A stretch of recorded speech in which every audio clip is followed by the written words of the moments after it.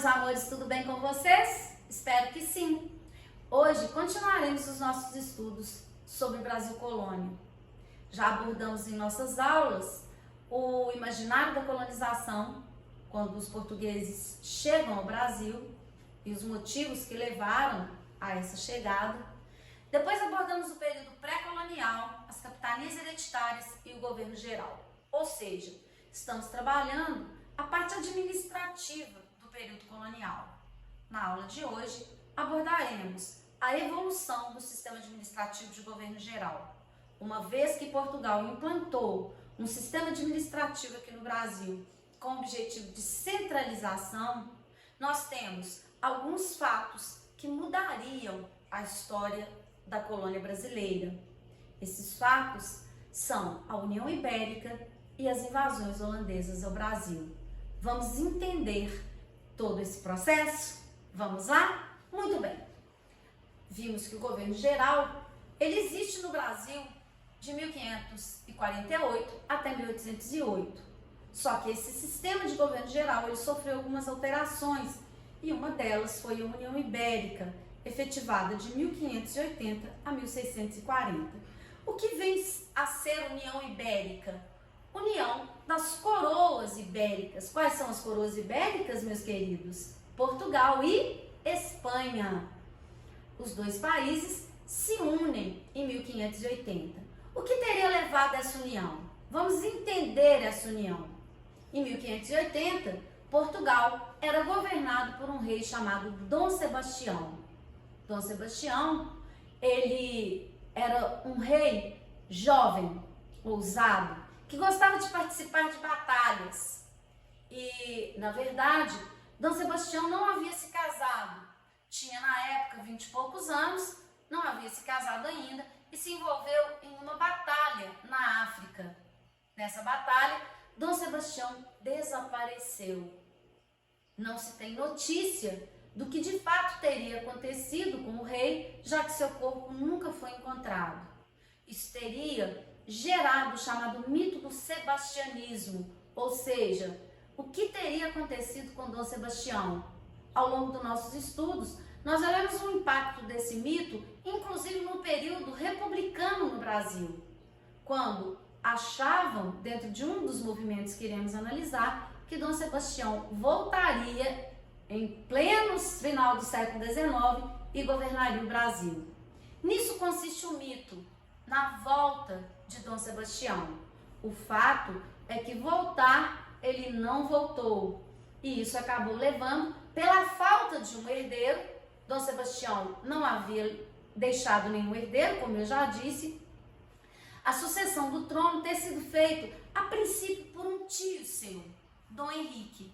Só que Dom Henrique já era, além de ser um ancião, ele era padre.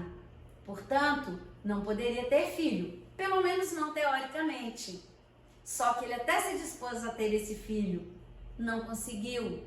E isso acabou levando a uma morte de Dom Henrique e o aprofundamento da crise dinástica em Portugal. O que significa essa crise? Não havia herdeiro para o trono português. É claro que não faltavam pretendentes. E o pretendente mais forte foi o rei da Espanha. Quem era o rei da Espanha? Dom Felipe, da dinastia de Habsburgo.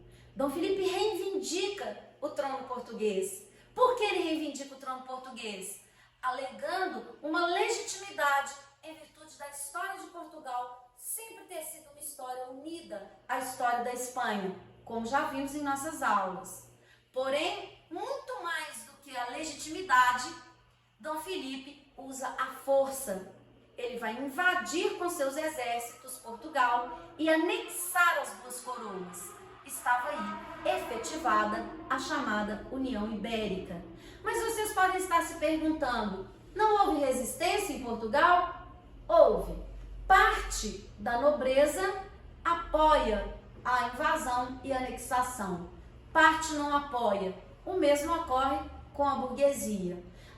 Isso vai acabar fazendo com que seja imposto a Dom Felipe uma condição para essa anexação.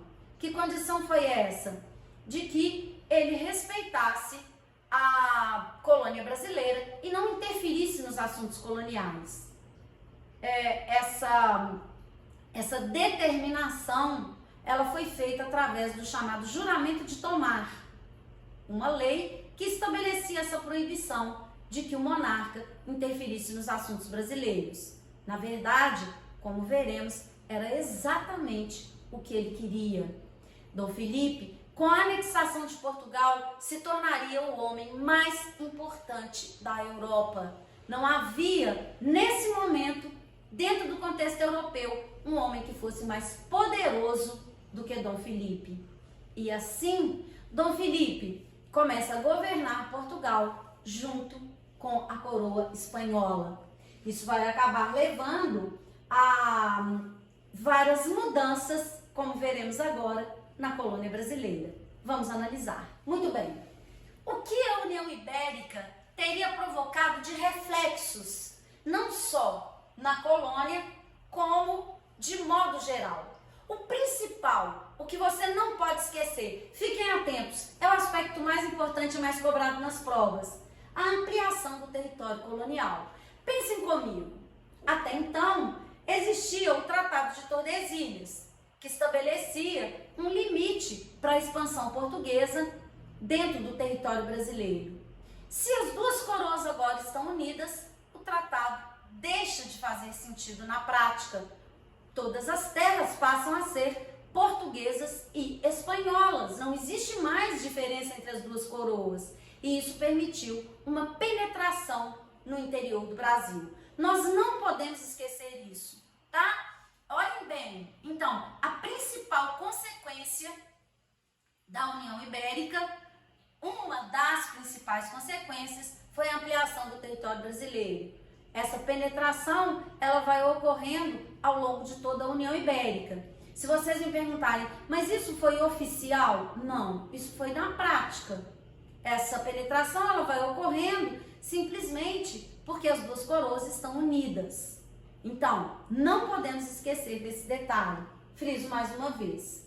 Além disso, nós temos uma crise econômica profunda em Portugal em virtude dessa união, o que vai levar à chamada Guerra dos 30 Anos. Essa guerra, ela durou de 1618 até 1648 e foi uma guerra com consequências muito danosas do ponto de vista econômico em Portugal. Não entraremos em detalhes dessa guerra, mas é importante pelo menos que você tenha noção de como ela impactou sobre a economia portuguesa.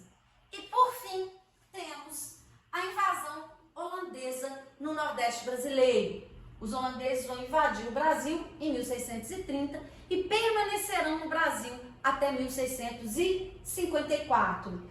O principal fator que explica a invasão holandesa vai ser o fato da Espanha ter proibido a Holanda de continuar o transporte e comercialização do açúcar brasileiro. Aqui vale uma pausa para uma explicação mais detalhada. Prestem bem atenção. A Holanda era dominada pela Espanha. Mas que tipo de dominação é essa, professora? A Espanha, na verdade, exercia uma dominação do tipo feudal sobre o território holandês. Era uma dominação política, porém não era uma dominação econômica. A Holanda tinha independência econômica, tanto que, observem bem o que eu vou dizer, todo o comércio açucareiro no Brasil, e vimos na nossa aula passada que a cana-de-açúcar foi a opção dos portugueses para iniciar a colonização do Brasil com as capitanias hereditárias, e como os portugueses não tinham dinheiro, quem bancou esse comércio açucareiro no Brasil foram os holandeses. Porém, em um determinado momento, os holandeses tentam ficar livres do domínio espanhol. A Espanha, para impedir que os holandeses ficassem independentes politicamente, usam a União Ibérica. De que forma a Espanha usa a União Ibérica? Se Portugal está unido com a Espanha, os inimigos de Portugal seriam também inimigos da Espanha. Portanto, a Holanda não poderia continuar fazendo comércio açucareiro no Brasil. Proibida de continuar o comércio açucareiro, os holandeses invadem o Brasil. Não pode fazer por bem, não? Então fazemos por mal. Invadiram e dominaram o Nordeste açucareiro. E nós vamos entender o que foi que os holandeses fizeram por aqui. Vamos lá? Muito bem. Então, o que nós analisamos foi a União Ibérica e os seus impactos. Na nossa próxima aula, vamos ver o governo holandês, o que foi que os holandeses fizeram por aqui. Até a próxima aula, espero que tenham entendido, espero que tenham gostado. Um beijo para vocês!